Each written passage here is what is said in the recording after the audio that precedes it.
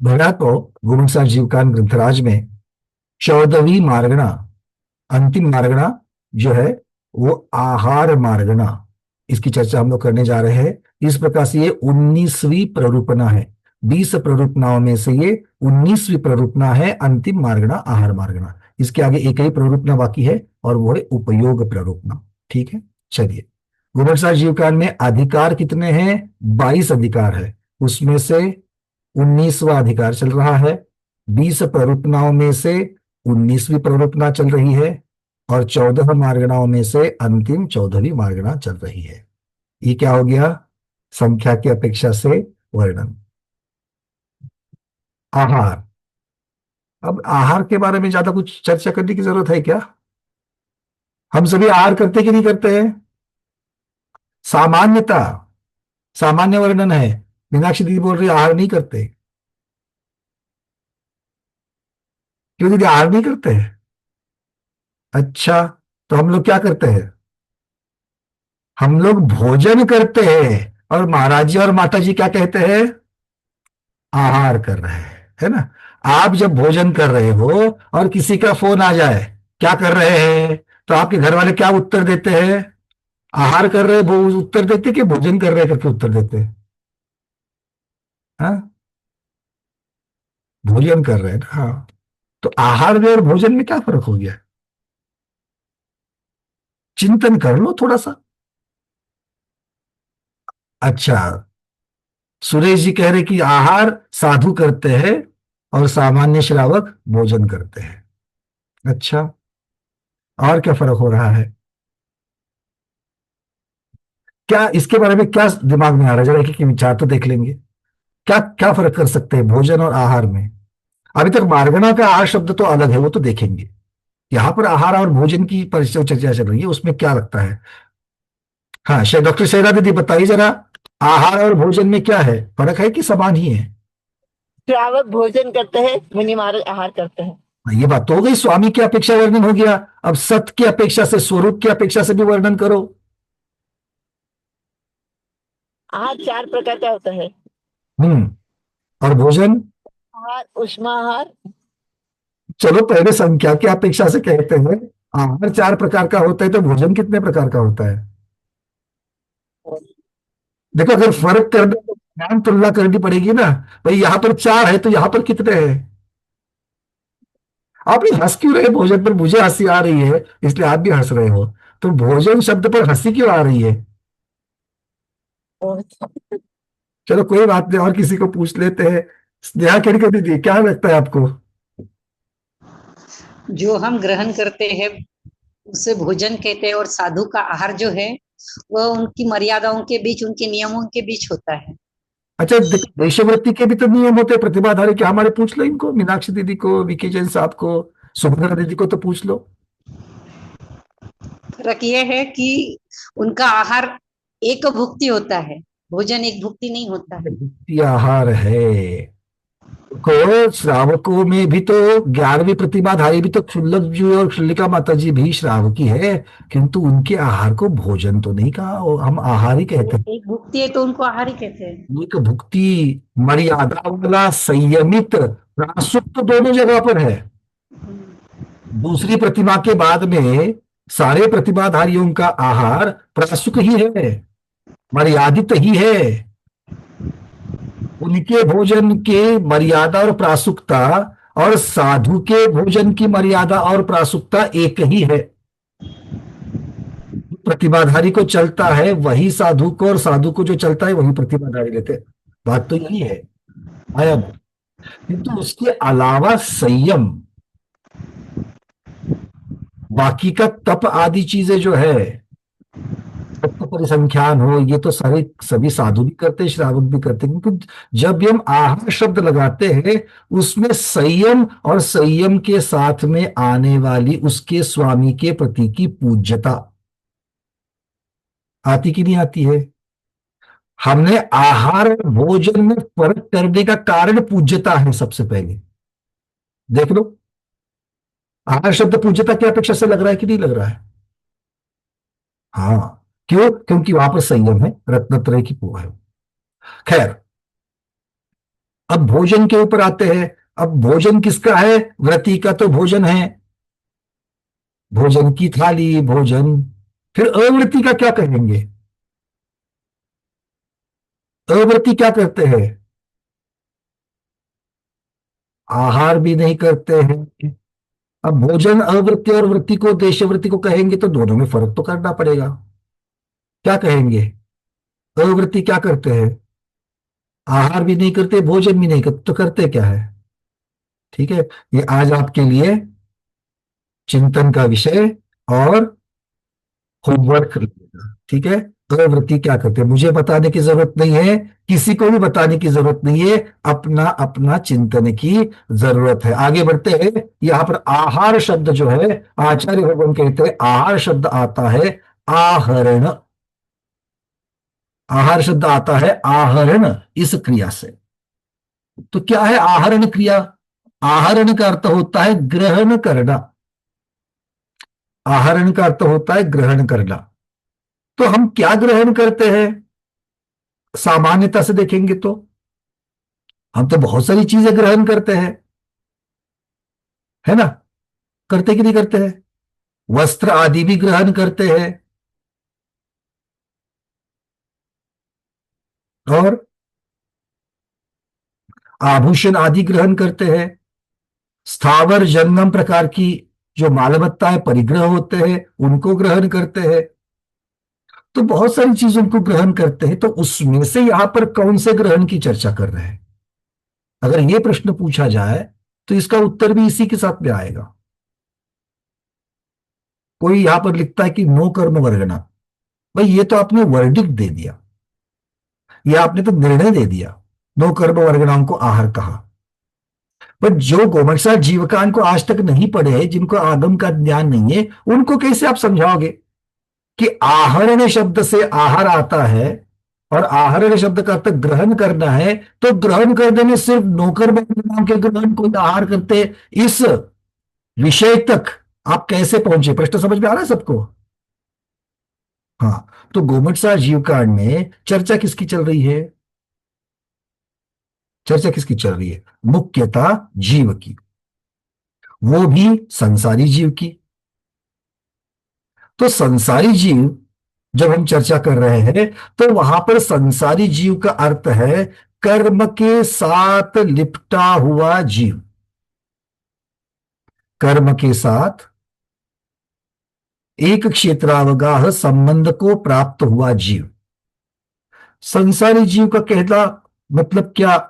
सारे संसारी जीव वस्त्र ग्रहण करते हैं, सारे संसारी जीव आभूषण ग्रहण करते हैं, सारे संसारी जीव मालमत्ता आदि परिग्रह ग्रहण करते हैं? सोचो तो।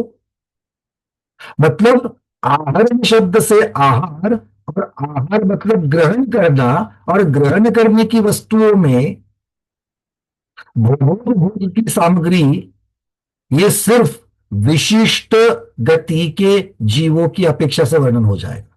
हाँ या ना? वस्त्र आभूषण आदि चीजें कहोगे तो देवगति की अपेक्षा से वर्णन होगा और मनुष्य गति की अपेक्षा से होगा। और उच्च तरीके के उत्कृष्ट के भोग की चर्चा करो तो देवों में चले जाएंगे। परिग्रह को बढ़ाने वाले 10 प्रकार के धन धान्य आदि परिग्रह की चर्चा अगर करोगे तो वहां पर मनुष्य गति के जीवों की हमें प्रधानता दिखेगी। सम्मत हो? सम्मति है तो सम्मति बोल देना, नहीं तो सीधा बोल देना आप क्या कह रहे हो। बात समझ लो कि हम लोग आहरण, आहार और आहार से नो कर्म की चर्चा कैसे हम लोग पहुंच रहे हैं, क्योंकि ये गवर्नमेंट साहब जीवकान के स्वाध्याय का चिंतन इस प्रकार से बनना चाहिए। जो वहां पर दिया है वो तो आपने पढ़ लिया है, आपको याद है, आपको पता है, फिर यहां पर क्या पढ़ने के लिए बैठे हो? तो वहां तक कैसे पहुंचे, यह महत्वपूर्ण है। मैं फिर से कहता हूं, किसकी चर्चा चल रही है गवर्नमेंट साहब जीवकान में? जीव की। जीव में भी किसकी? संसारी जीव की। क्योंकि मुक्त जीव के पास में आहरण करना, वो कुछ ग्रहण कर रहा है क्या? तो उनकी चर्चा ही नहीं है। अब संसारी जीव में कितने गति के जीव है? 4 गति के जीव है। सभी अलग अलग है कि नहीं है? मनुष्य और देव, इन दोनों के पास वस्त्र आदि है। वस्त्र और आभूषण, ये दोनों चीजें जो है, ये देवगति और मनुष्य गति के जीव के, देखो चिंतन देखो, तिर्यज के पास है। शेर राजा है कि नहीं है? कौन सा मुकुट डाल करके चलता है? किस प्रकार के शूज डाल करके चलता है कोई? नहीं है। अच्छा, नारकी, शरीर तो वैकृत है कुछ कपड़े, आभूषण नहीं। तो मुख्यता से भोगोपभोग की हम चर्चा करते हैं, तो नारकी तो छोड़ ही दो। मुख्यता प्रधानता मनुष्य और देव की ज्यादा, उसके नीचे मनुष्य की, तीन अंश की यथायोग्य। क्योंकि भोगोपभोग वह नहीं, ऐसा नहीं कह सकते, एकांत नहीं पाल सकते, किंतु तुलना में बहुत कम हो जाएगी। मतलब ये बात यहां पर आ जाती है कि इसकी भी चर्चा नहीं। क्यों? क्योंकि सारे जीवों को, जितने भी संसारी जीव हैं, उनको ये परिभाषा लागू होनी चाहिए। क्लियर है? अब ये दो निकल गए, भोग उपभोग, वस्त्र आदि चीजें भी आ गई उसपे। धन धान्य, स्थावर जंगम मालमत्ता, ऐसे परिग्रह कौन करते हैं? कौन सी गति के जीव करते हैं? किसी ने सुना है? हमारे बाजू के यहां पर सौदरबिंद्र महाराज की 10 बीघा जमीन है। नहीं? वो 2 प्लॉट जो दिख रहे हैं, ईशान महाराज स्वर्ग के, ईशान इंद्र के हैं। अरे भाई, सुना है क्या कभी? नहीं ना। तो है देवगति के जीव इस प्रकार से। अच्छा, अपने यहां छोड़ो, उनकी यहां पर बना रहे क्या ऐसी प्लॉटिंग? नहीं। कभी सुना है ग्रेवे के एमिंद्र ने और एक इन्वेस्टमेंट करने के लिए, इन्वेस्टमेंट पॉइंट ऑफ व्यू से, एक नया महल ले लिया है? नहीं। कौन करता है ये? अच्छा, शेर ने किया है, नारक गति के जीव ने किया है, किसी हाथी ने किया है? नहीं। कौन करता है? मनुष्य। मतलब अकेले मनुष्य गति की जब चर्चा होगी इस प्रकार के बाह्य परिग्रह में, तो उनको भी यहां पर नहीं लिया जाएगा। तो आहार में क्या ग्रहण करेंगे जो सभी जीव कर रहे हैं? तो उसका कारण और उसका स्वरूप हम आज पढ़ेंगे, साक्षात सिद्धांत चक्रवर्ती देवीचंद्र महाराज के चरणों में जाकर के वो क्या कहते हैं। क्योंकि इसकी भूमिका, जब मैं आज सुबह सोच रहा था कि इसकी भूमिका, आहार वार्गना की भूमिका में हम क्या आज बात करेंगे, क्या चिंतन करेंगे, तो जब मैंने पहली गाथा ही जो पढ़ा, तो ये समझ में आ गया कि आचार्य लोगों ने ऐसा, इसका कारण, ये गाथा लिखने की क्या जरूरत थी? जब ये आहरण शब्द से जब ग्रहण आता है, और जो ग्रहण करने वाला जीव है वो आहारक, जो ग्रहण नहीं करता है वो अनाहारक, क्योंकि अविनाभावी बन जाते हैं आहारक और अनाहारक। तब जाकर के ये सारा चिंतन जो मेरे दिमाग में आया, वो मैंने आपके साथ शेयर कर लिया। ठीक है? बस बात समझ में आ गई? टाइम पास तो नहीं लगा? सीधे गाथा लेनी चाहिए थी। हाँ, नहीं, अच्छा है, तो अच्छी बात है। मतलब आप लोग सुनने वाले हो तो फिर सुनाने में भी अच्छा लगता है। चले, तो अब एक, ये तो हम लोगों की चर्चा हो गई आपस में। अब आचार्य महाराज को पूछते तो है कि भाई उनको चारों गति के जीव, संसारी जीव, उन्होंने जो सामने रख करके जो किया है वो क्या है, देख लेते हैं। चलिए, सबसे पहले एक गाथा जो है वो मैं आपके सामने रख रहा हूं। पहले दो गाथाओं के द्वारा आचार्य भगवान आहारक का जो स्वरूप है, वो आहारक जीव का स्वरूप हमें बता रहे हैं। गाथा क्रमांक 664 और 665 आपके सामने, आपके स्क्रीन के ऊपर रही। ये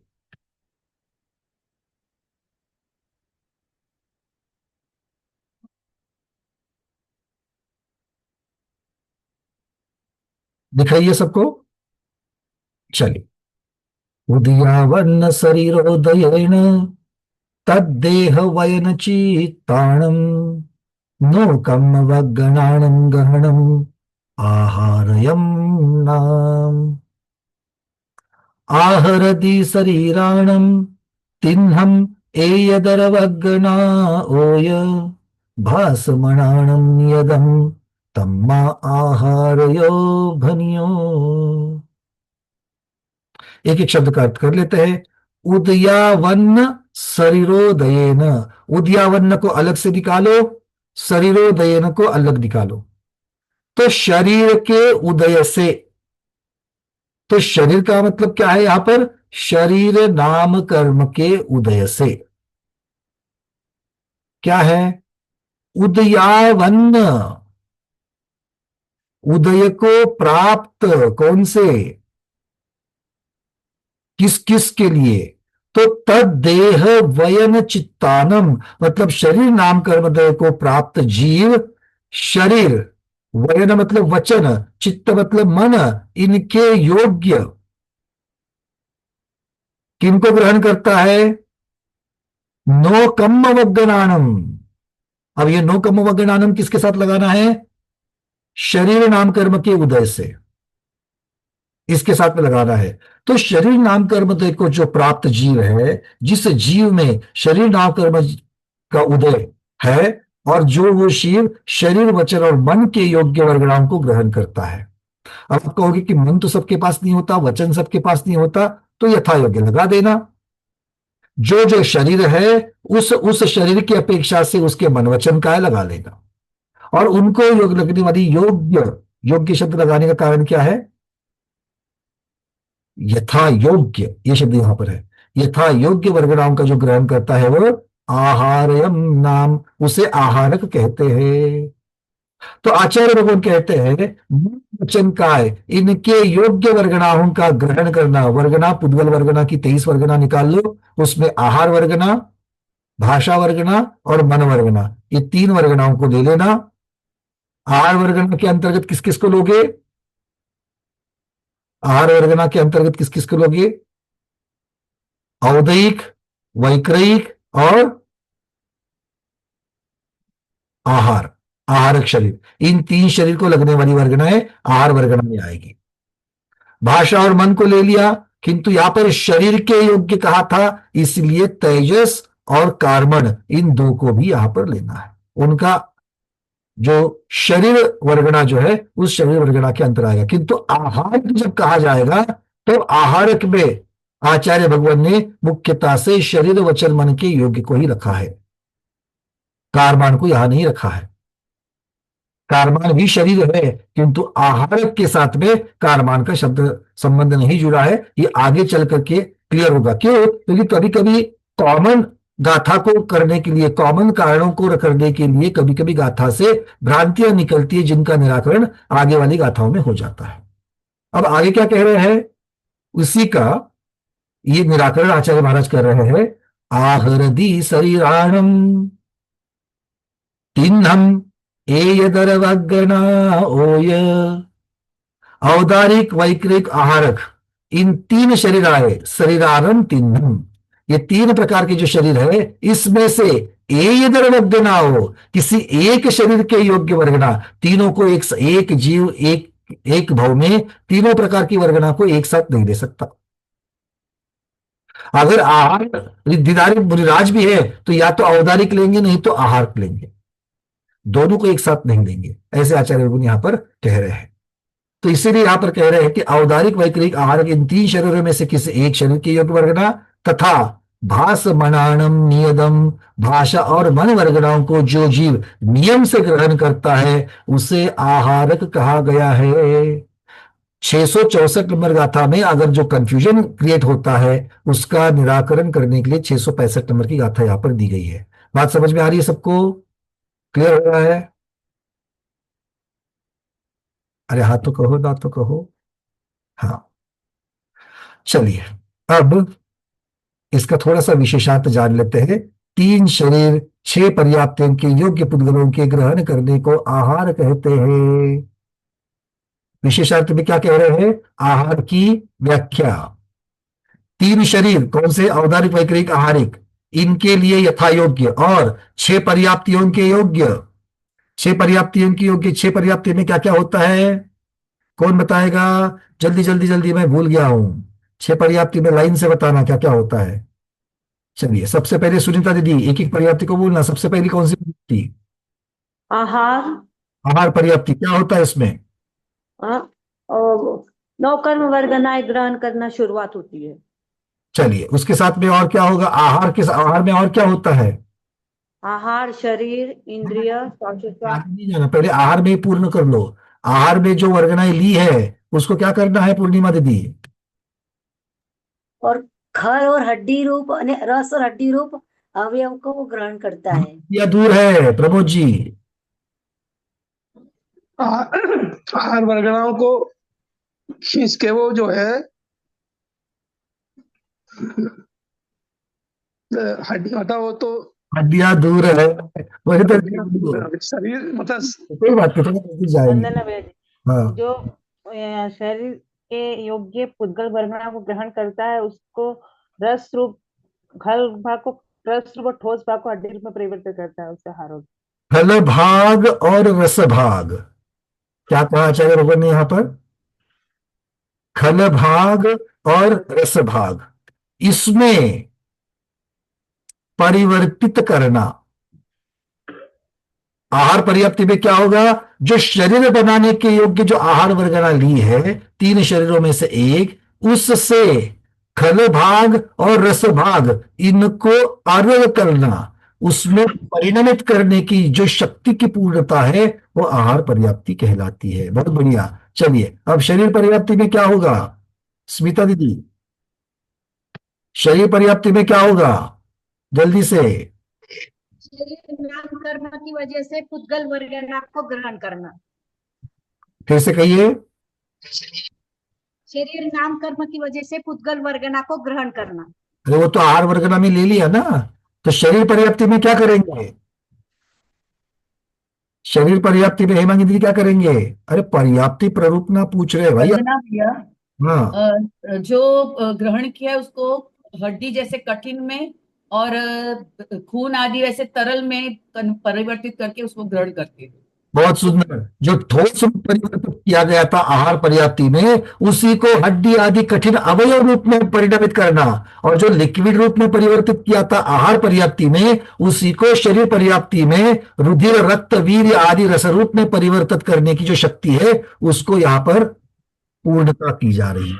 तो शरीर में क्या करेंगे? शरीर पर्याप्ति में जो ठोस और तरल किया था उसी को अब यहां पर हड्डी वगैरह शब्द लगाइएगा। हड्डी आदि शब्द जो है वो आहार वर्गना में नहीं आते, वो शरीर पर्याप्ति में आए, आहार पर्याप्ति में नहीं, शरीर पर्याप्ति में आते। चलिए मीनाक्षी दीदी, अगली तीसरी पर्याप्ति, इंद्रिय पर्याप्त। इंद्रिय पर्याप्ति। क्या करेंगे इंद्रिय पर्याप्ति में? वहां पर नाक कान और सब रचना होगी। बहुत बढ़िया, मतलब द्रव्येंद्रिय के आकार रूप परिणमाने की जो शक्ति है, और उसी के साथ में आवरण कर्म जो है, ज्ञानावरण दर्शनावरण वीर्यांतरा कर्म, इनके क्षयोपशम से उसके साथ साथ में इंद्रिय शब्द है इसलिए जाति नाम कर्म के उदय के साथ में जीव की शक्ति जो पूर्ण होती है, जिससे आगे इंद्रियों की रचना होती है, वो शक्ति इंद्रिय पर्याप्ति में है। इंद्रिय पर्याप्ति में जाति नाम कर्म, उसके साथ साथ में कर्मों के क्षयोपशम आदि की अपेक्षा भावेंद्रिय और द्रव्येंद्रिय की अपेक्षा से आकार रूप परिणमान के जो आहार वर्गनाएं आई थी, उनको आकार रूप परिणमान की शक्ति की चर्चा वहां पर हो जाएगी। तीन हो गई। चलिए, आहार, शरीर और उसके साथ साथ में इंद्रिय पर्याप्ति भी हो गई। अब चौथी पर्याप्ति कौन बताएगा? दीपा दीदी। उच्छ्वास श्वासोच्छ्वास पर्याप्ति। श्वासोच्छ्वास पर्याप्ति क्या होता है उसमें? निश्वास और उच्छ्वास ये दोनों क्रिया होती है उसमें से। किसकी अपेक्षा से, किसके उदय से? पर्याप्ति में देखो, पर्याप्ति में अगर आप बताओगे कि ये क्रिया होती है, नहीं चलेगा। पर्याप्ति में इस क्रिया रूप कारण की तैयारियां यहां पर हो रही है। वो क्या? इंद्रिय द्वारा अंदर। नहीं नहीं नहीं नहीं नहीं, थोड़ा टेक्निकल चाहिए। निशा दीदी बोलिए। श्वास के द्वारा निश्वास के द्वारा हवा अंदर लेना और उच्छ्वास के द्वारा बाहर छोड़ना, ये क्रिया होती है जो प्राण के लिए क्रिया हो गई। ये श्वासोच्छ्वास क्रिया हो गई। श्वासोच्छ्वास पर्याप्ति में क्या होता है वो चाहिए। आप कार्य को कारण में बता रही हो, कारण में क्या है, वो कारण क्या है जिसकी वजह से कार्य होगा, तो कारण का स्वरूप चाहिए हमको। निशा दीदी बोलिए। श्वास लेना मतलब जी। आप भी क्रिया को ही बता रहे हो भाई, आपको ये बताना है उच्छ्वास नाम का जो नाम कर्म है उसके उदय की वजह से आहार वर्गन को उच्छ्वास निश्वास रूप परिणमाना उसकी शक्ति है। जो क्रिया आप लोग बोल रहे हो उस क्रिया को किसके आधार पर किया जा रहा है, दो आधार पर किया जा रहा है। एक उच्छ्वास नाम का उदय, उससे शक्ति प्राप्त हो रही है, और किसके रॉ मटेरियल क्या है, आहार वर्गना रॉ मटेरियल है। उन आहार वर्ग को इसके रूप में जा रहा है। तो उच्छ्वास और निश्वास ये जो है ये आहार वर्गनाओं को परिणमित किया जाता है। आपके फेफड़े जो है वो कौन सा इंद्रिय है कोई इंद्रिय में है? इंद्रिय कितने होते हैं? 5। वो 5 इंद्रिय में से किसी के इसमें है क्या फेफड़े, लंग्स? तो लंग्स की निर्मित किसके लिए है और किससे बनेगा? आहार वर्गना से बनेगा। और ये इंद्रिय नहीं है इसलिए इसका काम इंद्रिय परिपक्ति में नहीं हुआ, इसलिए इसका काम कब होगा? श्वासोश्वास पर्याप्ति में होगा कि आहार वर्गना को लेकर के लंग्स आदि शरीर के अवयव बनाना और उन अवयवों को संकुचित और प्रसरण करने की जो क्रिया है वो करने में उसको परिणमित करना, वो शक्ति को प्राप्त करना कि आहार वर्गनाओं से वो फेफड़े बने, और वो सिर्फ बने नहीं तो संकुचित और प्रसरण होना, ये क्रिया अपने आप उसके साथ चले।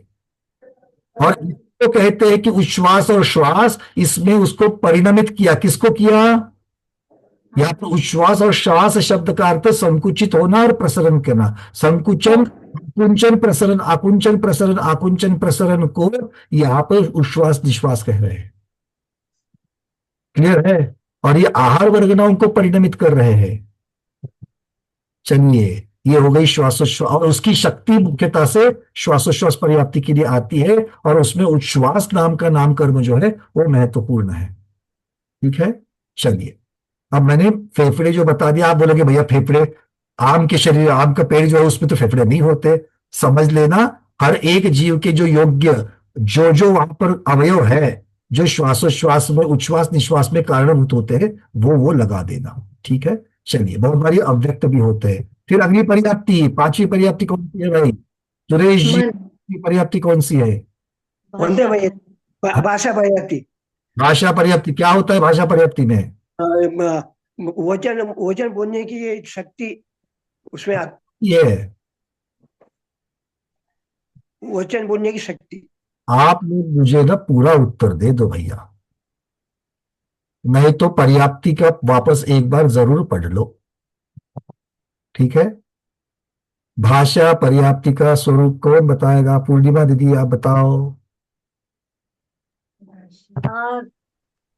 वचन रूप होने वचन रूप होने हो गया भाषा वर्गणा के निमित्त से स्वर नाम कर्म के उदय से जो शक्ति विशेष उत्पन्न होती है वो भाषा वर्गणा है, वह भाषा पर्याप्ति है। बहुत बढ़िया, 3 चीजें आनी चाहिए। क्या क्या है? रॉ मटेरियल, एक मेरे पास मशीनरी है, ठीक है ना, मशीनरी। कौन सी मशीनरी है? बहुत बड़ी मशीनरी लेने की जरूरत नहीं है। आटे की चक्की जानते हो सब लोग? आटे की चक्की घर घर में होती है, प्रासुक आटा लेने के लिए आटे की चक्की। वो आटे की चक्की, अब आटे की चक्की को सामने रख देना पर्याप्ति की अपेक्षा। ऊपर से आप डाल रहे हो गेहूं, अनाज। सिर्फ अनाज डालने मात्र से नीचे आटा मिलेगा क्या? नहीं मिलेगा। और बिना अनाज के डाले हुए आटा मिलेगा क्या? नहीं मिलेगा। अर्थ क्या होता है? अनाज महत्वपूर्ण है किंतु अकेला ही वो महत्वपूर्ण नहीं है। इसलिए अनाज वन ऑफ द इंपॉर्टेंट जो महत्वपूर्ण बातें हैं उनमें से एक महत्वपूर्ण बात है रॉ मटेरियल, अनाज। दूसरा, हमें क्या चाहिए? किसके लिए चक्की चलाओगे? आटे के लिए। के लिए मतलब आटा भी महत्वपूर्ण है कि नहीं है? महत्वपूर्ण है। तो मुझे आटे की भी बात करनी चाहिए, किंतु अकेला अनाज डालने से जब आटा निकलता नहीं है और मुझे आटा भी चाहिए, इसका अर्थ है चक्की चलाना भी महत्वपूर्ण है। तो चक्की कैसे चलेगी? लाइट से। इलेक्ट्रिसिटी से चलेगी। आजकल तो इलेक्ट्रिसिटी से चलती है, पुराने जमाने में हाथ की ऊर्जा से चलती थी। मतलब ऊर्जा चाहिए, है ना? मतलब वो यंत्र चलाने वाली चीज और वो यंत्र स्वयं, क्योंकि यंत्र चलाने की चीज जो है वो यंत्र का स्वयं का एक भाग है। यंत्र मैनुअल है या इलेक्ट्रिसिटी पर चलने वाला है, ये यंत्र के डिजाइन के ऊपर है कि नहीं है।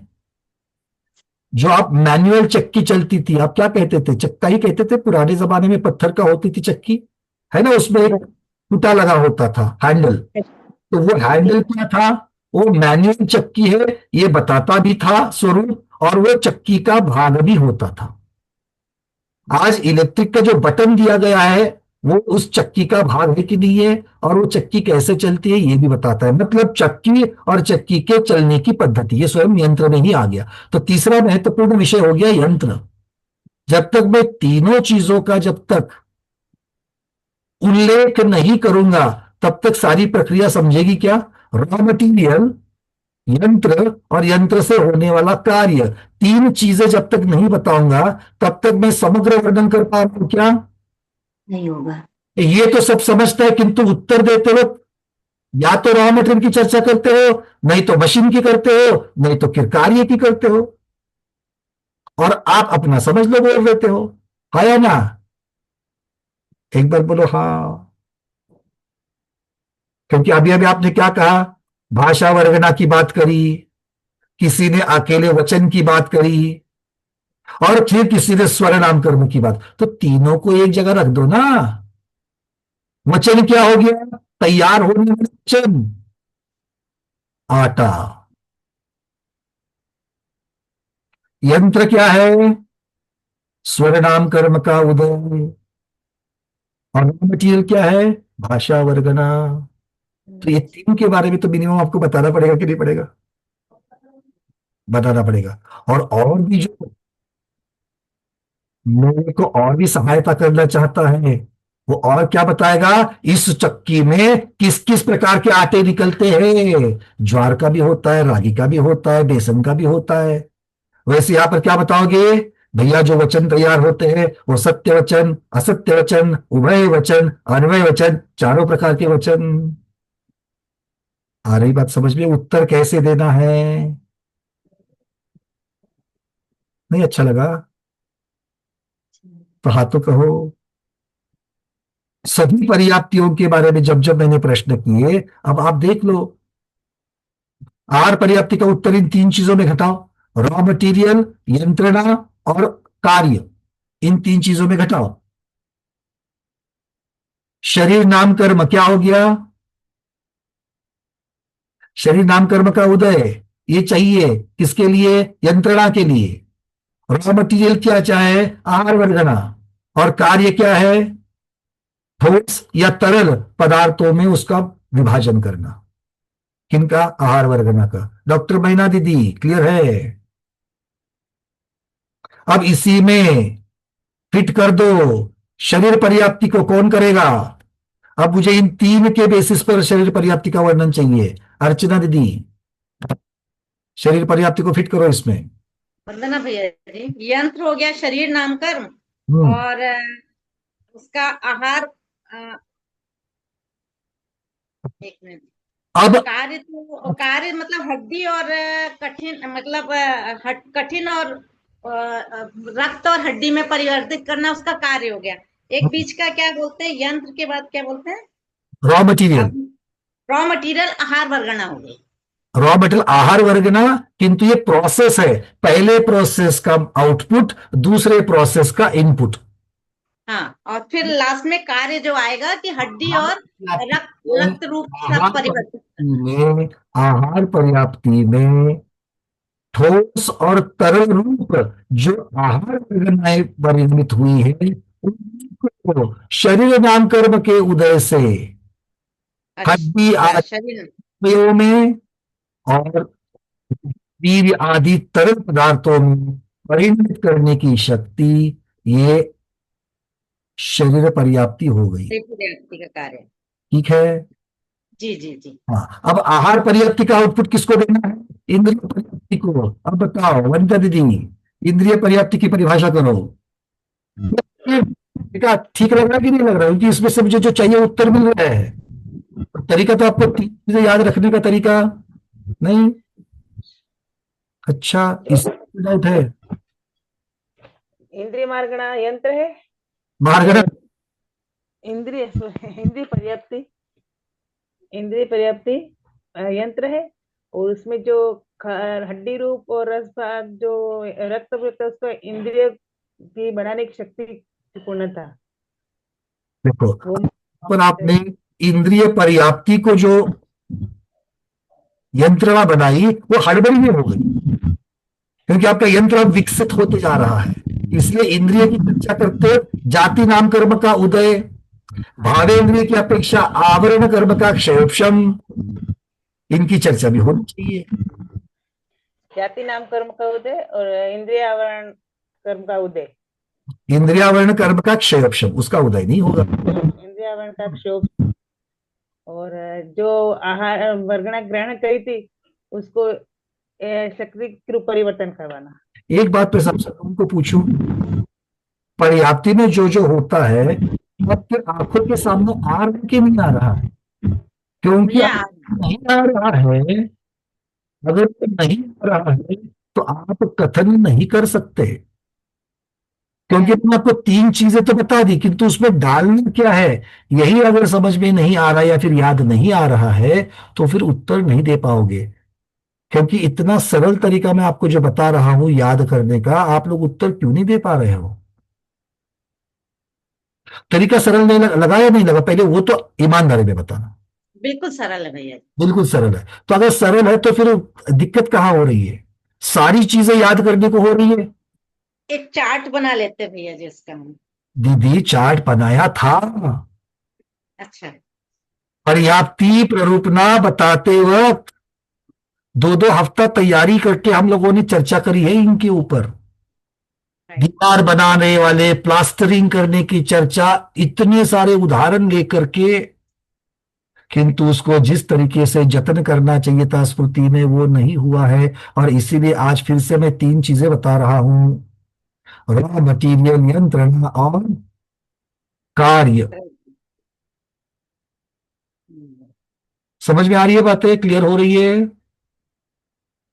अब किसकी चर्चा कर रहे हैं हम लोग? इंद्रिय पर्याप्ति। इंद्रिय पर्याप्ति में सबसे पहले रॉ मटेरियल कहा होगा? आप द्रव्य इंद्रिय बनाने जा रहे हो तो द्रव्य इंद्रिय किसकी अपेक्षा से बना है? तो द्रव्य इंद्रिय क्या है? हमारा हमारा आउटपुट हो गया, कार्य हो गया। द्रव्य इंद्रिय क्या हो गया? कार्य हो गया।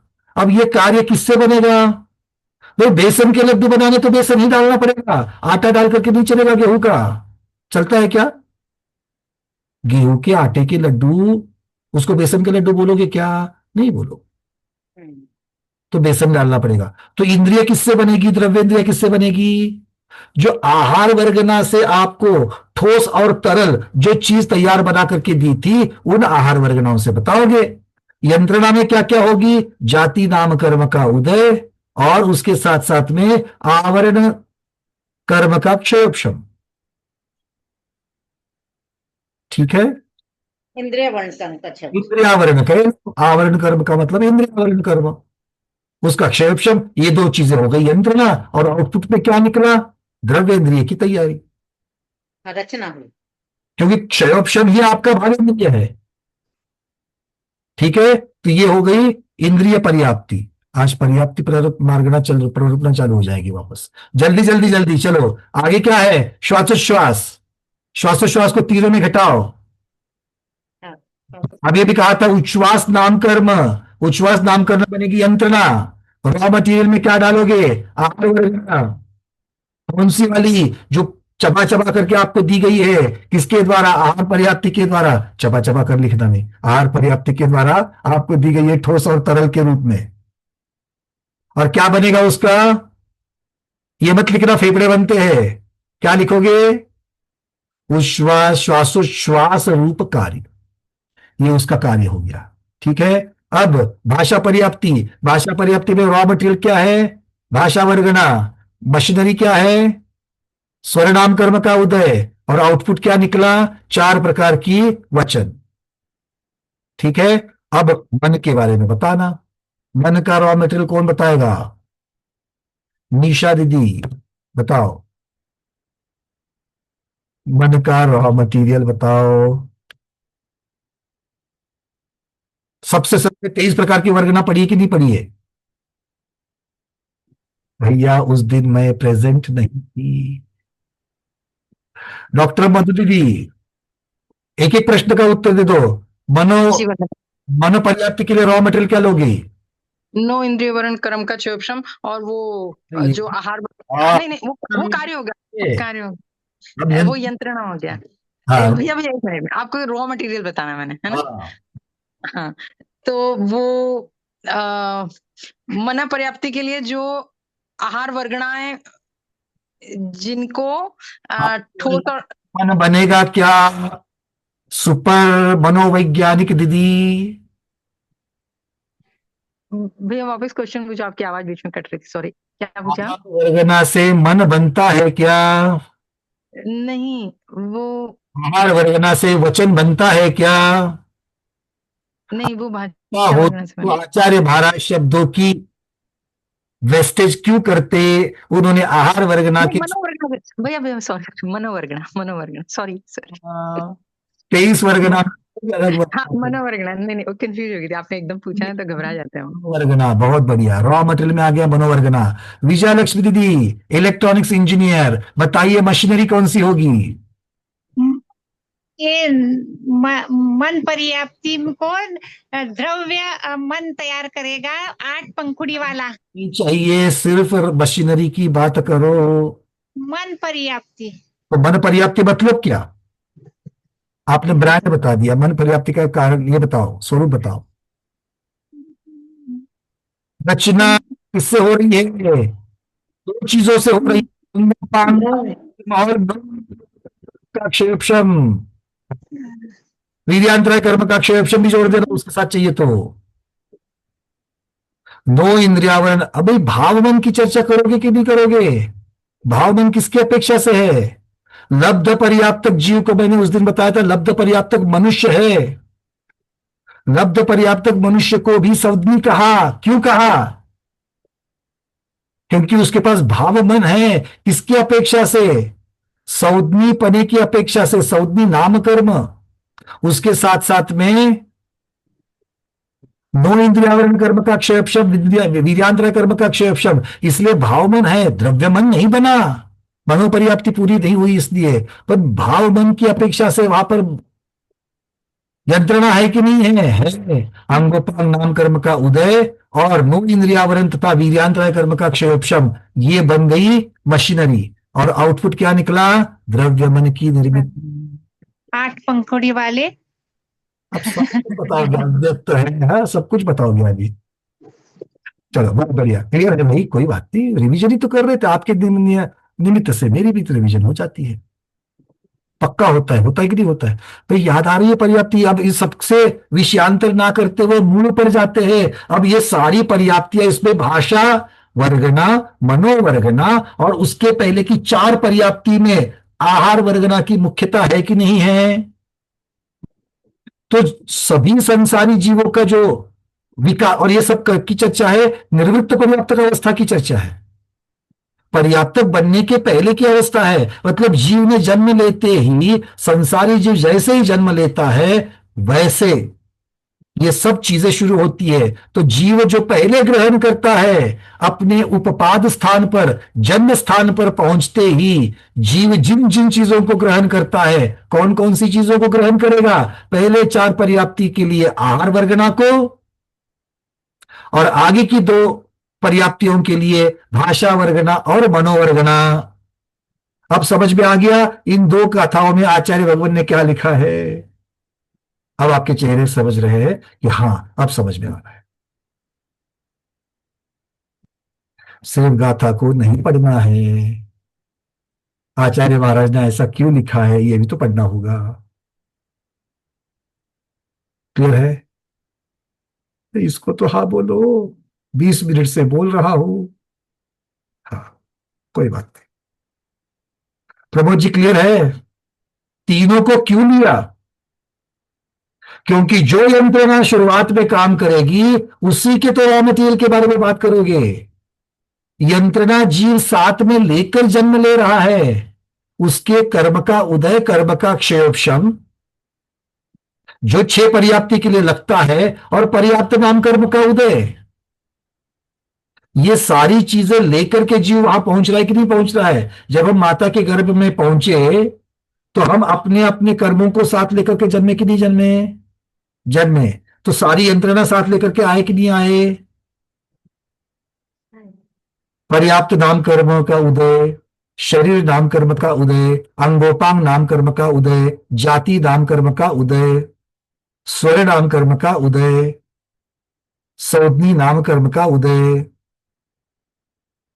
तो जितने जितने उदय चाहिए थे वो सारी यंत्रणाएं तैयार है। जिनका जिनका क्षयोपशम चाहिए था, वीर्यांतराय कर्ण, ज्ञानावरण कर्म, फिर ज्ञानावरण कर्म में इंद्रियावरण, 9 इंद्रियावरण कर्म, इनका क्षयोपशम, ये सभी को साथ लेके जीव आप रहा था। मतलब यंत्रणा साथ लेकर के आ गया। अब आउटपुट निकालने के लिए, कार्य के लिए किसकी कमी है? किसकी कमी है? चक्की आ चुकी है, इलेक्ट्रिक कनेक्शन हो गया है, बटन भी ऑन करने के लिए तैयार है। अब क्या है? पहले ऊपर रॉ मटेरियल तो डालो। तो रॉ मटेरियल को डालना, तो वो चक्की में आहरण होगा, ग्रहण होगा, उसी को आहार कहा। तो क्या क्या डाला? आहार वर्गना, भाषा वर्गना और मनोवर्गना, इनको डाल दिया। आहरण, आहार, उसमें आने वाला रॉ मटेरियल आहार वर्गना, भाषा वर्गना, मनोवर्गना। क्लियर है? चलिए, बहुत बढ़िया। थोड़ा सा आगे बढ़ते, फिर आपके प्रश्नों को भी दूंगा। अब आचार्य महाराज यहां पर कह रहे हैं,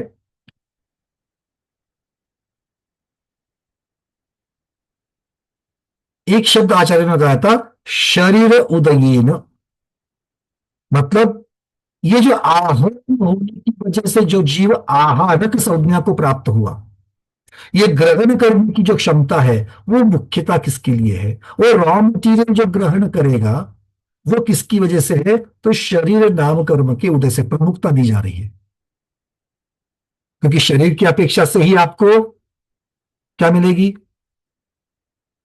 अंगोपांग नाम कर्म मिलेगा। उसी की अपेक्षा से जब जाति नाम कर्म आ जाएगा तो कितनी इंद्रियां देनी है, ये सारी चर्चा होगी। किंतु शुरुआत तो होगा वर्गनाओं को ग्रहण करने के लिए। तो वर्गनाओं को ग्रहण करने के लिए शरीर नाम कर्म का उदय चाहिए। इसलिए आचार्य भगवान कहते हुए, शरीर नाम कर्म के उदय से जीव आहारक कहलाता है, या आहार को ग्रहण करता है। आहार वर्गनाएं 3 प्रकार की है, 3 प्रकार के शरीर में से एक, और फिर उसके साथ में बाकी की 2 वर्गनाएं, भाषा वर्गना और मनोवर्गना। अब आहार शब्द से आचार्य कहते हैं यहां पर कवला आहार शब्द नहीं लेना, यहां पर इसे कर्म आहार का ग्रहण समझना चाहिए। आहार के जब भेद आप लोग करते हो, कवला आहार, नो कर्म आहार, ओजा आहार, इस प्रकार से अलग अलग प्रकार से जो आहार के भेद करते हो, तो वहां पर उसे कवला आहार ना समझते हुए क्या समझना चाहिए? नो कर्म आहार समझना चाहिए। अब मन में तो शंकाएं आ रही है, अभी तक आपने पूछा नहीं क्योंकि मैं ही प्रश्न पूछ रहा था। मन में ये शंका तभी से कॉर्नर में कहीं ना कहीं तो चल रही है, भैया शरीर नाम कर्म के उदय से तो 5 शरीर की चर्चा होनी चाहिए थी, आपने अब तक 3 ही शरीर की चर्चा करी है। तेजस और कार्बन शरीर के उदय से जीव को आहारक क्यों नहीं कहा गया? आचार्यों ने इसकी चर्चा क्यों नहीं की? किसके किसके दिमाग में आया था ये प्रश्न? किसी के नहीं आया था? हाँ, आया था, किसी किसी के जरूर आया था। क्योंकि शरीर नाम कर्म के उदय से कितने प्रकार के शरीर की चर्चा हो जाएगी?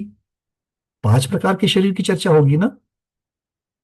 हाँ, मतलब पहले 3 शरीरों में से एक शरीर तो होगा ही होगा, उसके साथ तेजस शरीर और कार्बन शरीर, तो किसी को चारों गति के जीवों में से सबको मिलना है, फिर इसकी चर्चा क्यों नहीं है? आचार्य कहते हैं कि नहीं, तेजस और कार्बन शरीर के उदय से जीव आहारक नहीं होता।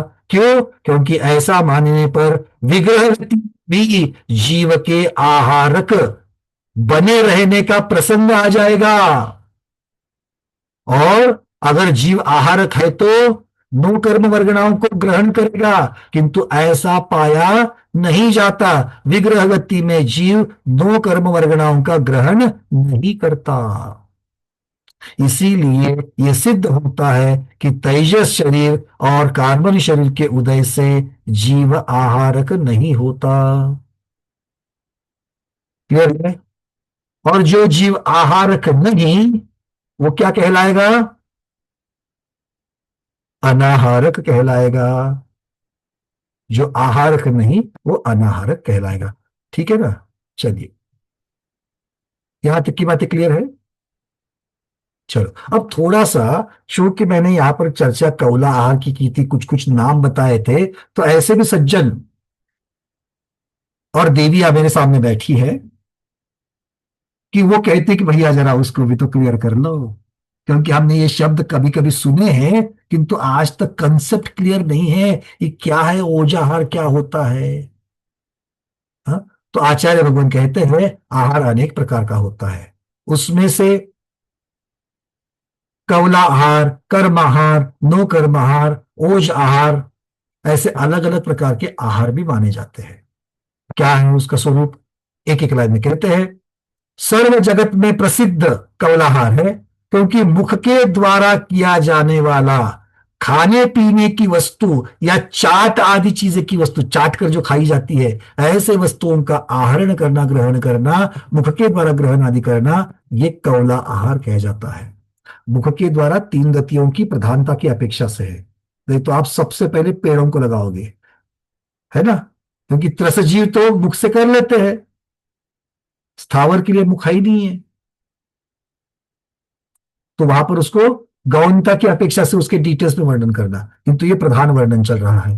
तो मुख के द्वारा किए जाने वाला आहार कवल आहार कहते हैं। ठीक है? आप लोग कौन सा करते हो? कवलाहार करते हैं, हर रोज करते हैं। मैं पूछूंगा नहीं कितनी बार करते हो ये महत्वपूर्ण है। आगे, जीव के परिणामों के द्वारा, विभाव परिणामों के द्वारा प्रति समय जो हम कार्बन वर्गणाओं को ग्रहण कर रहे हैं, आश्रम करके बंध को प्राप्त कर रहे हैं, वो कहलाएगा कर्म आहार, कर्माहार। कर्म और आहार का आ, इससे कर्मा शब्द बन जाता है, आहार के आ का लोप होता है और शब्द बनता है कर्माहार। तीसरा है, आचार्य भगवान कह रहे वायुमंडल से प्रतिक्षण स्वतः प्राप्त वर्गणाओं का ग्रहण नो कर्म आहार है। अब ये वायुमंडल आदि जो चीजें हैं उनको समझ लो, इसका मतलब है तीनों लोक में लोकाकाश। वायुमंडल का अर्थ यहां पर क्या लेना? लोकाकाश में। क्यों? क्योंकि सभी लोकाकाश में जीव है, संसारी जीव है, तो संसारी जीव की अपेक्षा से वर्णन है आहार आदि का। तो जो जीव नोकर्मा वर्गणाओं का आहरण करते हैं, ग्रहण करते हैं, उसको नोकर्मा आहार कह दिया।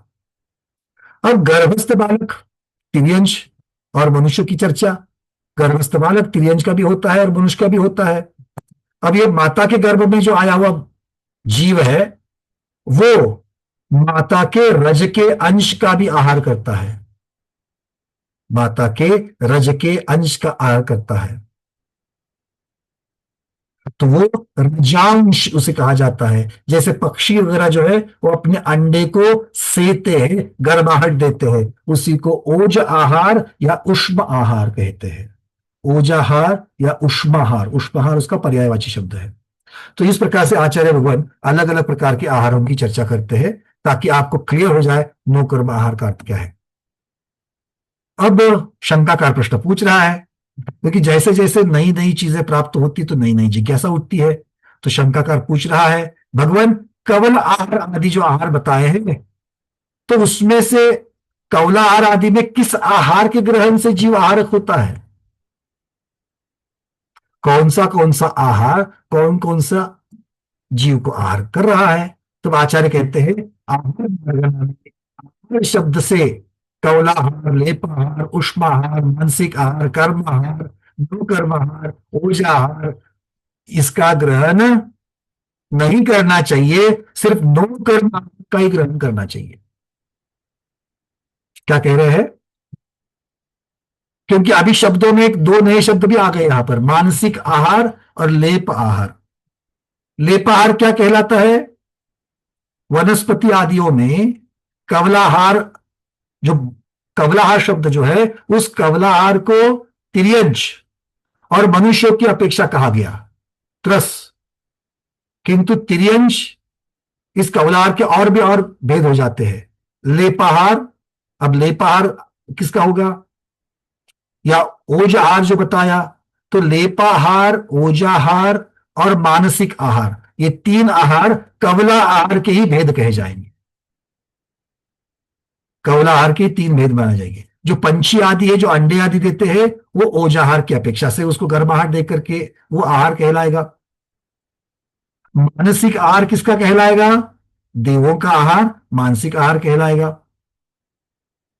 और लेपाहार किसका कहलाएगा? जो स्थावर है उनका लेपाहार कहलाएगा। ठीक है? सूर्य की किरणें आदि उनके संपूर्ण शरीर पर जब गिरती है तो उससे वो अपना अन्न बना लेते हैं। इस प्रकार से यहां पर से समझ लें।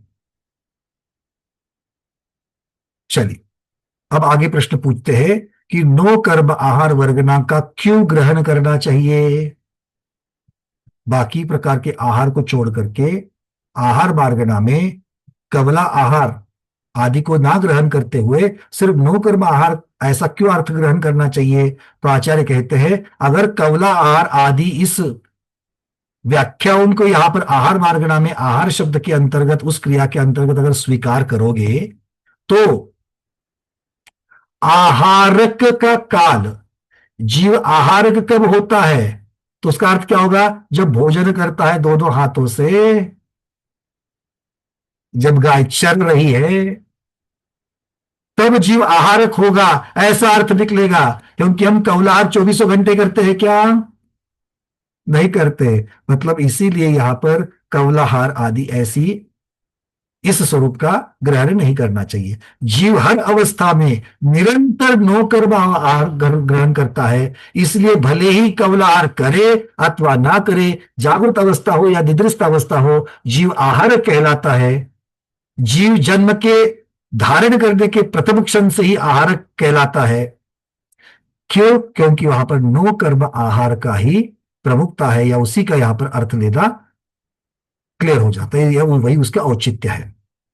विग्रह गति में और केवली समुद्घात में वो इस प्रकार के आहार को ग्रहण नहीं करता है, और इसीलिए इन अवस्थाओं में वो अनाहारक कहलाता है। तो अनाहारक कब कब बनेगा? ये तो विग्रह गति में, नहीं तो केवली समुद्घात की लोकपूरन और प्रतर, इन दो अवस्थाओं में वो कहलाएगा। ठीक है? चलिए यहां तक की बातें। अब आहारक और अनाहारक किसे कहते हैं, इसकी चर्चा आचार्य वन 666 नंबर की गाथा में करते हैं। उसका हम लोग चर्चा करके फिर आपके प्रश्नों को लूंगा, अगर कोई प्रश्न होंगे तो।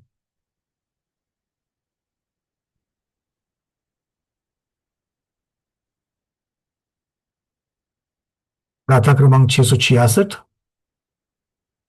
आपके स्क्रीन पर रही ये।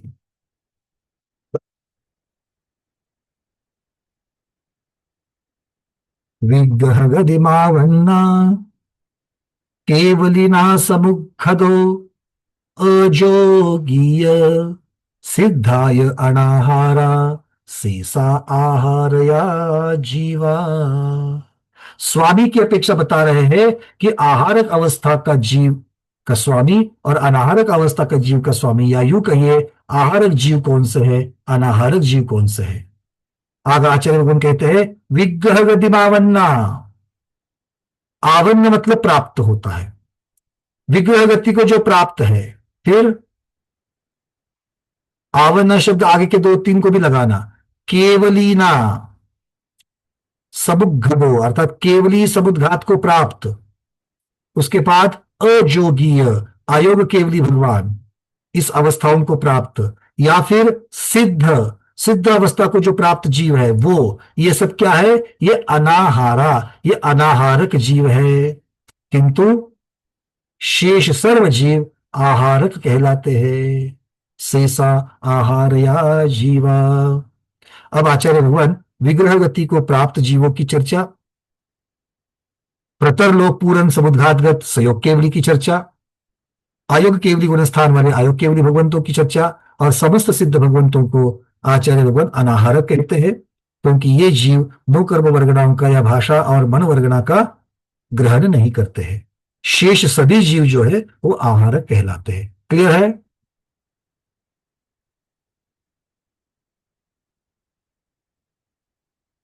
अब इसमें विग्रह गति को प्राप्त, तो विग्रह गति की चर्चा पहले की जा चुकी है। कहा योग मार्गणा में 242 नंबर की गाथा में।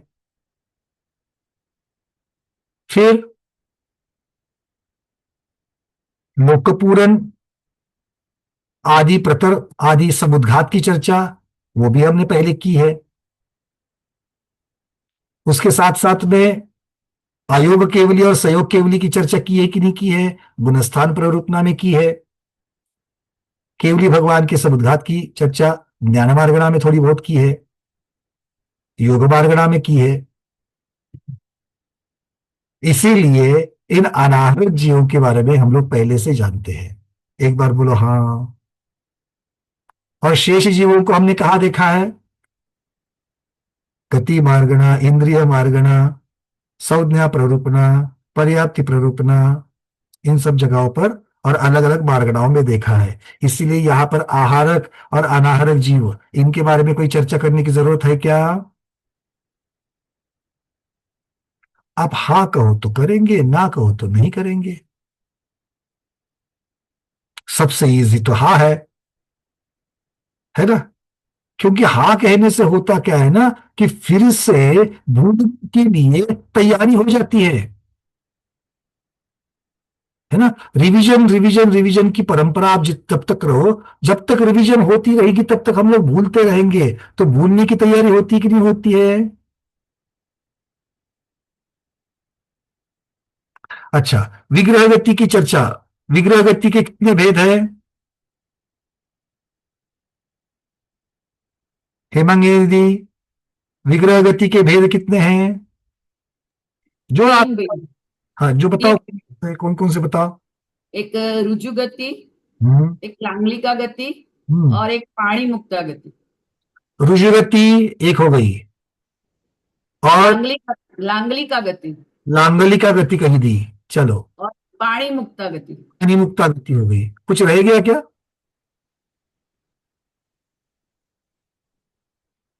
महीना दीदी क्या रह गया? कोई बात नहीं, जोड़ दो एक। गोमूत्रिका गति रह गई थी, तो गोमूत्रिका गति को लगा देते हैं। लांगलिका मतलब हल वाली है, पानी मुक्ता मतलब एक मोड़े वाली है। ठीक है, चलिए। और रुजु गति सीधी वाली है, बिना मोड़े वाली, और गोमूत्रिका अंत वाली, 3 मोड़े वाली है। चलिए, तो पानी मुक्ता बिना मोड़े वाली, रुजु गति मोड़े वाली, पानी मुक्ता 1 मोड़े वाली, लांगलिका 2 मोड़े वाली, और गोमूत्रिका 3 मोड़े वाली। तो ये हो गई। तो ये तो सारा तो याद ही है आपको, है या ना? बिल्कुल है। अब किसकी चर्चा चल रही थी? उसके बाद विग्रह गति के बाद समुद्घात की चर्चा। समुद्घात याद है कि नहीं है? समुद्घात कितने होते हैं? सुनीता बज दीदी, 7 होते भैया। चलो, जयश्री श्रॉफ दीदी, एक दूसरे का वर्णन करो। 1-2 का करना बस। हाँ, केवली समुद्घात। चलो, केवली समुद्घात सबसे बड़ा वाला ले लिया है इन्होंने। बोलो, हाँ। केवली समुद्घात क्या है जी? पहले 1 मिनट, समुद्घात का कारण बताना और फिर उसका स्वरूप बताना, ये 2 चीजें। ठीक है, चलो। हाँ, यह समुद्घात इसलिए होता है कि जब नाम गोत्र और वेदनीय कर्म की स्थिति ज्यादा होती है और आयु कर्म की स्थिति कम होती है, तब सबकी स्थिति एक समान बराबर करने के लिए केवली भगवान केवली समुद्घात करते हैं। चलो, थोड़ा सा मैं इसको ट्यून अप कर दूंगा। आयु कर्म को छोड़ करके बाकी आघाती कर्मों की स्थिति आयु कर्म के समान करने के लिए, ठीक है? तो इसमें सारी चीजें आ गई। अब आगे दूसरा आएगा वेदना, मारणांतिक, ये समुद्घात आएगा। के बारे में आज कुछ कहना चाहोगे आप? किसके लिए? केवली समुद्घात को ही पूरा कर लो। केवली समुद्घात में जब केवली समुद्घात करते हैं तो सबसे पहले दंड समुद्घात होता है। ये वाला चलेगा नहीं? हाँ बिल्कुल बिल्कुल, पता। दंड समुद्घात होता है, उसमें औदारिक शरीर होता है। फिर कबाट समुद्घात होता है, उसमें औदारिक मिश्र होता है। शरीर नहीं कहेंगे, योग कहेंगे, शरीर का योग कहेंगे। हाँ, औदारिक का योग, औदारिक मिश्र का योग होगा। फिर प्रतर में कार्मण का योग आएगा। फिर लोक पुराण में कार्मण का योग आएगा। ये 4 समय हो गया। फिर 5वें समय में फिर से प्रतर का योग आएगा, उसमें कार्मण का योग आएगा। फिर कपाट आएगा, उसमें औदारिक मिश्र का योग आएगा। और फिर दंड कपाट आएगा, वो 8वां समय आएगा। और 8वें समय में सब अपने आत्मा के प्रदेश अपने शरीर में सब पहुंच जाते हैं। तो मोटा मोटी में यूं कहेंगे कि प्रसरण होने के लिए 4 समय और सिकुड़ने के लिए 4 समय। उसमें मुख्य रूप से औदारिक का योग, औदारिक मिश्र का योग और 2 में कार्बन का योग, इसकी अपेक्षा से चर्चा हो जाएगी। चलिए, बहुत बढ़िया। तो ये हो गया समुद्घात की अपेक्षा से वर्णन, केवली समुद्घात की अपेक्षा। और केवली समुद्घात के बारे में क्या कहना चाहते हो? और कुछ मालूम है? जब दंड समुद्घात होता है तो आत्मा के प्रदेश पूरे लोक में दंडाकार फैल जाते हैं। कपाट में अंदर आजू बाजू में फैल जाते हैं आत्मा के प्रदेश। और प्रतर में 3 वात वलय के अंदर तक रहते हैं आत्मा के प्रदेश। और लोक पुराण में पूरे 3 वात वलय से लेकर सब पूरे लोक में आत्मा के प्रदेश फैल जाते हैं। एक गलती हो गई कि कोई पकड़ पाया? इसमें गलती हो गई। कपाट के अंदर पूरे सब, इसीलिए तो ताली भी बजाई, अच्छी बात है, अनुमोदना, पर थोड़ा सा मिस्टेक हो गया है इसमें। क्योंकि दीदी ने जब दंड की चर्चा करी, कपाट की चर्चा करी, तब उन्होंने ये नहीं बोला कि वात वलय तक आत्म प्रदेश फैलते हैं। और उनको उन्होंने कब फैलाया? प्रतर में फैलाया, ठीक है ना? ऐसा नहीं है। दंड में भी एक बीम के जैसे, चिंगारी के जैसे निकले ऊपर और नीचे, ऊर्ध्व और अधो दिशा में। कहां तक जाएंगे? पूरे के पूरे लोक में ऊपर और नीचे वात वलय के भाग को छोड़ करके वहां तक पहुंचेंगे। फिर उन्होंने ठीक कहा, कपाट में आजू बाजू में वात वलय तक पहुंचेंगे। प्रतर में आगे पीछे वात वलय तक पहुंचेंगे। ये यहां पर मिस्टेक हो गई थी। और फिर लोक पूरण में अब तीनों लोकों में जो फैले हैं, सिर्फ वात वलय में नहीं फैले थे, वो वात वलय में फैलेंगे। भाई ठीक है सब लोग? दीदी को पता है बोलते वक्त थोड़ा सा आगे पीछे होता, और कुछ नहीं हुआ। क्लियर है सबको? चलिए, और इसी प्रकार से सिकुड़ते सिकुड़ते आएंगे। और कुछ समुद्घात के बारे में कहना है? केवली समुद्घात के बारे में? अब जयश्री दीदी ठग गई है। और किसी को कुछ कहना है? केवली समुद्घात के बारे में और क्या बोलना रह गया? दीपा दीदी। कई आचार्यों के मत से सभी केवली समुद्घात करते ही, ऐसा नहीं। और कई एक आचार्य, नाम ये नहीं आ रहा मेरे, एक आचार्य के मतानुसार जो लास्ट में 6 महीने में समुद्घात करते हैं, नहीं, वर्ष पृथकत्व में 20 केवली समुद्घात करते ही करते वर्ष पृथकत्व में। चलो, सबसे पहली बात तो यतिवृक्ष आचार्य महाराज के मत के अनुसार, अर्थात कषाय प्राभृत, जय धवला, इनके अनुसार 12वें गुणस्थान के अंत में सभी अघाती कर्मों की स्थिति असमान ही होती है। तो उसे समान करने के लिए सभी केवली भगवान समुद्घात करते हैं। ये 13वें गुणस्थान के अंत में तीर्थंकर भगवान है, तो दिव्य ध्वनि समवसरण सिकुड़ने के पश्चात, और योग निरोध जो तीसरा शुक्ल ध्यान के साथ होता है, उसके पहले। एक थोड़ा सा सूक्ष्म वर्णन मैं आपसे सब लोगों से एक्सपेक्ट कर रहा था कि वो एक चीज आपको बतानी कि उसका काल समय कब है। उसके बाद किन्हीं आचार्यों के मता के अनुसार वर्ष पृथकत्व के बाद नियम से 20 केवली भगवान समुद्घात करते हैं, और कोई आचार्य कहते हैं जीव आयु के अंतिम 6 महीने में जो केवली होते हैं वे नियम से समुद्घात करते ही करते हैं। तो इस प्रकार से ये थोड़ा सा आगम की अपेक्षा से वर्णन केवली समुद्घात के बारे में हमने देख लिया। बहुत बढ़िया। और तो किसी को कुछ नहीं कहना केवली समुद्घात के बारे में? कुछ रह गया क्या? अभी है? बहुत बढ़िया। बताओ प्रबोध जी। जब आयु कर्म के लिए भगवान का आयु कर्म अंतर्मुक्त रह जाता है उस समय ये हाँ, वो 13वें के अंत में कह दिया। चलो, और कोई, किसी को और कुछ जोड़ना है? चलिए, बहुत बढ़िया। तो अब केवली समुद्घात तो हो गया, अब बाकी के 6 समुद्घात की चर्चा तो करनी पड़ेगी। मीनाक्षी दीदी जरा कर लो, 2-3 आप बता दो, 2-3 और किसी को बोल देते हैं। वेदना वेदना समुद्घात। हाँ, क्या होता है वेदना समुद्घात में? और शरीर में तीव्र वेदना होती है तब शरीर के ये प्रदेश आत्मा के प्रदेश बाहर निकलते हैं। चलिए, कोई बात नहीं, सभी समुद्घात में ये चर्चा होगी ही होगी। और अच्छा, आत्मा के प्रदेश कैसे बाहर निकलते हैं मीनाक्षी दीदी? वो शरीर छोड़े बिना आत्मा के शरीर आत्मा प्रदेश सारे नहीं आते बाहर, और दूसरा शरीर पूरा का पूरा नहीं छोड़ते हैं। बहुत बढ़िया। चलिए, हाँ भाई, सुजाता दीदी क्या बताओगी आप, कौन से समुद्घात के बारे में? जल्दी जल्दी बोलो, समय पूर्ण हो रहा है मेरा। कषाय समुद्घात। बोलिए। कषाय समुद्घात। हाँ, बोलो बोलो। भय भय क्रोध कषाय 9 गुना होती है, उसके ऊपर कषाय कषाय होता है, बहुत कषाय होता है। 9 गुना क्या कह दिया दीदी आपने? 9 गुना ज्यादा क्रोध क्रोध होता है।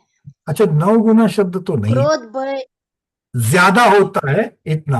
और अगर उसका हम लोग कितनी जगह में अगर वो फैलते क्षेत्र अगर हम चर्चा करेंगे तो जीव की अवगाहना को 4.5 गुना से गुना करेंगे तो फिर उसका क्षेत्र निकलता है। चलिए, स्नेहा गिरकर दीदी और क्या कहना चाहोगे? कषाय तो हो गया, वेदना हो गया, केवली हो गया, मारणांतिक समुद्घात। मारणांतिक, बहुत सुंदर, बोलिए। जीव मरण को प्राप्त होने से कुछ समय पूर्व उसके आत्म प्रदेश निकल के जहाँ उसका जन्म होता है उस जगह को स्पर्श के पुनः शरीर में आ जाते हैं, उसे मारणांतिक समुद्घात। बहुत बढ़िया। एक बात क्लियर कर दो, मारणांतिक समुद्घात में सारे के सारे आत्म प्रदेश स्पर्श करके वापस आने से पहले मारणांतिक समुद्घात पूर्ण हो सकता है क्या? नहीं, वो जब तक पूरे नहीं, आत्म प्रदेश पूर्ण शरीर में नहीं आते तब तक वो पूरा नहीं होता। नहीं, इसका मतलब आपने पूरा इस बार नहीं सुना है गोमट साहब जीव का। देखो, उपपाद की चर्चा जब भी हमने की थी तब इसका विशेष वर्णन किया गया था।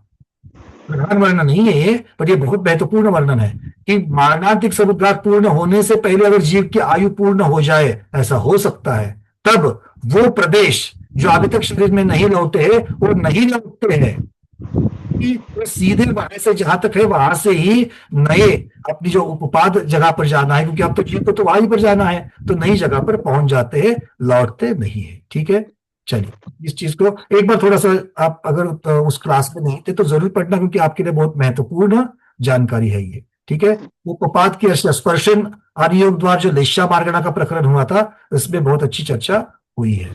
चलिए, मारणांतिक हो गया, कौन सा बच गया? वेदना हो गया, कषाय हो गया, मारणांतिक हो गया। अब तेजस, आहारक और वैक्रयिक 3 बचे। अब तक किसने उत्तर नहीं दिया है? गीला दीदी बताओ, एक कोई भी बताओ। वैक्रयिक, वैक्रयिक की चर्चा करो ना भैया जी। वैक्रयिक समुद्घात विक्रिया करने के लिए जब जीव जाता है तब अपना वेदना, तब उसके कर्म प्रदेश शरीर से बाहर निकलते हैं और वह विक्रिया। शब्द यहाँ पर हमें अभी गौबर सर जीवकांड के स्वाध्याय के जैसे सब जगह लगाना है, निमित्त बताना शब्द, क्योंकि उस निमित्त से आत्म प्रदेश बाहर निकलते हैं। तो हर एक समुद्घात में अपना अपना निमित्त है। तो यहाँ पर निमित्त क्या होगा? विक्रिया के निमित्त से जीव के आत्म प्रदेश शरीर के बाहर निकलना, ये क्या कहलाएगा? वैक्रिक समुद्घात कहलाएगा। अच्छा, ये वैक्रिक समुद्घात कौन कौन करता है? नरक, नारकी और देव वाले लोग। चारों गति के जीव में से कौन कौन सी गति के जीव करते हैं? नरक और देव। सिर्फ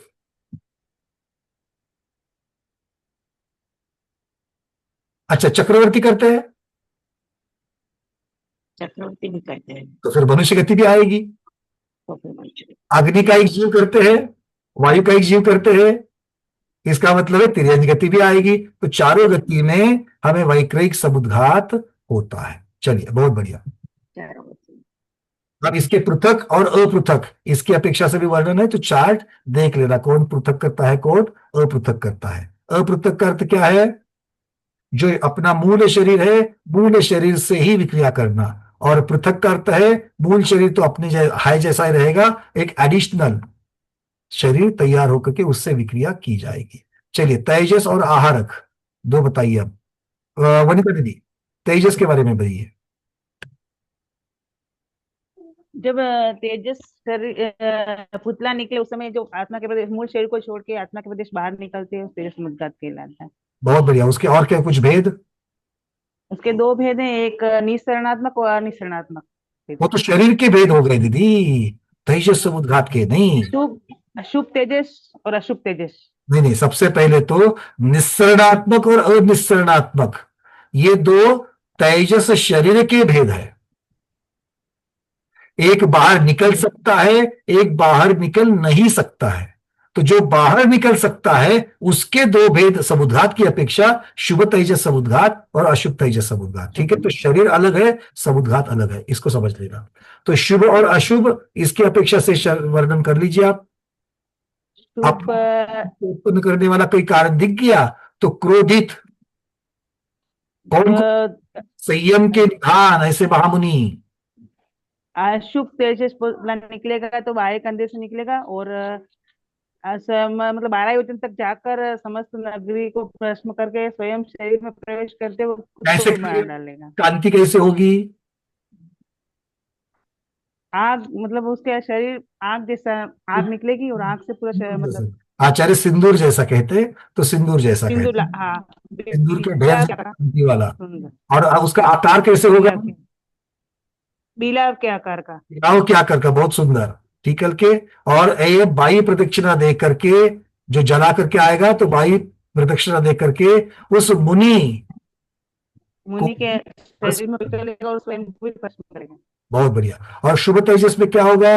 रोग दुर्भिक्ष आदि दुख देख करके मुनि महाराज को तेजस रिद्धि हो चुकी है, ऐसे मुनि महाराज उनके मूल शरीर को त्याग नहीं करते हुए सौम्य आकृति धार करके दाएं कंधे से उनके प्रदक्षिण पुतला निकलता है, दक्षिण प्रदक्षिणा दे करके रोग दुर्भिक्ष आदि दूर करके अपने स्थान में अर्थात अपने आकर के मूल शरीर में प्रवेश करता है। बहुत बढ़िया। चलिए, अब रहता है आहारक। विजयलक्ष्मी दीदी, आहारक के बारे में बोलिए। आहारक समुद्घात में कभी कोई मुनि को शंका हो गई तो वो केवलिया के पास उनके सर से बीच में से पुतला निकलता है और वो शंका क्लियर कर फिर उनके आत्मा में आता। चलिए, बढ़िया। तो आहारक आज के बारे में ये सारी वर्णन जो है वो किया गया है। ठीक है, तो अब यहां तक हम लोगों ने जितना दिखा है समुद्घात का जो वर्णन है, वो समुद्घात का वर्णन और भी हम आगे थोड़ा सा करेंगे, क्योंकि आचार्य भगवान ने समुद्घात की जो दिशा है उस दिशा के बारे में एक विशेष प्रकरण यहां पर बताया गया है। उसको और संख्या अधिकार को हम आहार मार्गना की कल देखेंगे। आज मैं पूरा एक समय में खत्म नहीं करना चाहता। अगर आपकी कोई शंकाएं जिज्ञासाएं है आहार मार्गना के अब तक के वर्णन के ऊपर, तो फिर आप पूछ सकते हो। समुद्घात के ऊपर ज्यादा प्रश्न नहीं करना, उसके लिए हमने 2-3 दिन चर्चा पहले की है, इसलिए पहले उन वीडियो को देखना, उसके बाद में समुद्घात के ऊपर के मैं प्रश्नों को लूंगा। आज मैं समुद्घात के प्रश्नों को नहीं लूंगा। बोलिए, उसको छोड़ करके आहार मार्गना में कोई वर्णन, कोई भी प्रश्न नहीं है? मीनाक्षी दीदी, हैंड रेज है आपका।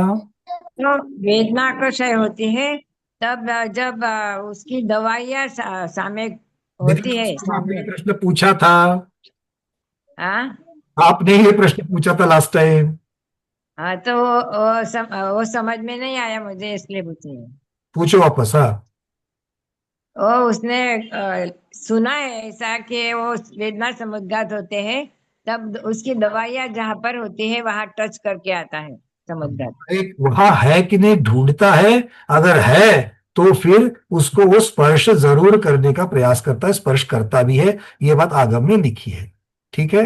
अब उसका क्षेत्र कितना है, तो जीव की अवगाहना गुना 4.5, तो 4.5 गुना जीव की अवगाहना से उतना जो क्षेत्र है घनाकार, उसमें ही चेक करेगा। उसके बाहर अगर औषधि होगी तो वहां जाकर के फाइल करके नहीं आएगा। ठीक है। तो इस प्रकार को अच्छी तरीके से आप इसको समझ लेना कि हाँ बिल्कुल ऐसा आगम में वर्णन है। पूर्णिमा दीदी, आपको कोई प्रश्न है?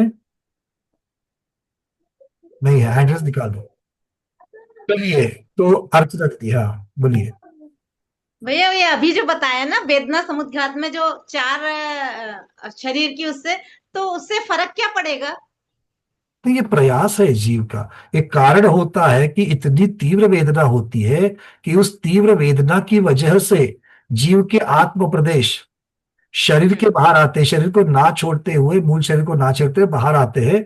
और कहीं औषधि है क्या, उसको स्पर्श करने का प्रयास करते हैं, और स्पर्श करके में उस प्रकार से आराम दिलाने का प्रयास होता है वो। तो ये कारण कार्य व्यवस्था की अपेक्षा से वर्णन है। मतलब वो मान लीजिए बेड रिडन नहीं उठ पाए तो भी मतलब मानसिक उनको उससे शरीर को तो छूना ही नहीं, शरीर तो अपनी जगह पर है। हाँ, और यदि मतलब चलने लायक है, तेज वेदना है, तो उठ के जाके ले भी सकते हैं स्मृति के उससे, ऐसा भी होगा क्या? अगर है तो। हाँ नहीं नहीं, दोनों पॉसिबिलिटी। पहली बात तो ये समझ लो, उठकर जाने की क्या आवश्यकता है जब वो स्वयं आत्म प्रदेश उसको स्पर्श करके आ रहे हैं। अच्छा, तो नहीं ये लेने के लिए, यूज करने के लिए यदि इतनी डिटेल में चर्चा कहीं पर भी नहीं है। ये तर्क से ज्यादा आगे नहीं बढ़ना है। यहाँ पर आत्म प्रदेश जो है वो उसको औषधि को स्पर्श करके वापस आते हैं, और उसका परिणाम होता है, यहाँ तक की बातें हैं। अच्छा, मतलब उससे हीलिंग होती है, मतलब मन को शांति मिलती वाला है। ये 100% होती है कि 80% होती है, सब इतना डिटेलिंग नहीं है आगम में। तो ठीक है, तो जितना है उतना हमने बता दिया। चलिए, वंदना भैया। अब ये इसके बारे में और भी चर्चाएं वहां पर हुई थी कि इतना तीव्र वेदना किसे हो सकती है, किसे नहीं हो सकती है। इसके बारे में भी हमने चर्चा पहले की थी। सुनीता दीदी पूछिए। भैया मुझे हमेशा एक कंफ्यूजन रहता है। अभी तो अपन पर्याप्ति में देखे कि ये कर्म का उदय और ये कर्म का क्षयक्षम, तो मुझे ऐसी एक ट्रिक बता, मैं उसमें हमेशा कंफ्यूज रहती हूँ। हमेशा याद रखना, आघाती कर्म का उदय होता है, घाती का आघाती का उदय होता है। क्षयोपशम किसका करोगे? क्षयोपशम क्या है, देखो क्षयोपशम की व्याख्या, सर्वघाती के उदयाभावी क्षय और सद अवस्थारूप उपशम और देशघाती का उदय, ये 3 चीजें होती है। मतलब क्षयोपशम में सर्वघातीय महत्वपूर्ण है, और आघाती कर्म में सर्वघाती अगर होती तो उन्हें आघाती कहते क्या? नहीं, है ना। मतलब वहां पर क्षयोपशम वाली क्रिया हो सकती है क्या? नहीं। तो सीधी बात हो गई। तो क्षयोपशम वाली बात जो है वो मुख्यता से किसके बारे में होगी? सर्व अर्थात घाती कर्म प्रकृतियों की अपेक्षा से होगी। तो दर्शनावरण की अपेक्षा से कह लो, ज्ञानावरण की अपेक्षा से कह लो, वीर्यांतराय की अपेक्षा से, या अंतराय कर्म की अपेक्षा से कह लो, या मोहनीय कर्म की अपेक्षा से, दर्शन मोहनीय चैत्र मोहनीय की अपेक्षा से कह लो, तो वहां पर क्षयोपशम होता है। ठीक है। और देशघाती प्रकृति, घाती प्रकृतियां है, उनका उदय होता है। तो पुण्य कर्म और पाप कर्म का चर्चा वहां पर होती है। तो शुभ और अशुभ, पुण्य और पाप, क्योंकि सर्वघाती नियम से पाप प्रकृतियां है, पुण्य और पाप रूप कहां होती है? अघाती में होती है। तो इसलिए जो नाम कर्म का उदय रहता है, गोत्र कर्म का उदय रहता है, वेदनीय कर्म का उदय होता है, आयु कर्म का उदय होता है, उनका क्षयोपशम नहीं होता है। ये बेसिक समझ लो, घाती अघाती कर लो, क्लियर हो जाएगा। हाँ ठीक हो गया, अभी क्लियर। ठीक, चलिए। और कोई? तो इतना ही रखे आज। चलिए,